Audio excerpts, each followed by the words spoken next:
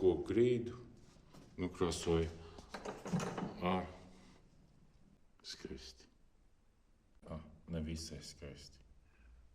Lakošu sadalīju lapkaļas, uritānu, iepigmentēju bišķi 25 gramus, vanniņu te spīlīju 25 gramus, kaut kā dzelteni tā laka. Pielīkšu vēl 25 gramus pat dzelteni. Nolakoju.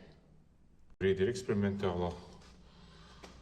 Tā galā, tur galā baltais pigments, tas tikai tam pietika. Pārējais netaisīja pigmentu. Es nezināju, ka apmāk pietiks. Bunžā palika 2 litri izgāja. Paralēli rulītes man izjuka. Pārējie es tā garniski rulēju, tā sākuma pirmā. Pēc tam es citu rulīti kaut kā tātad vecu šķērsā rulēju.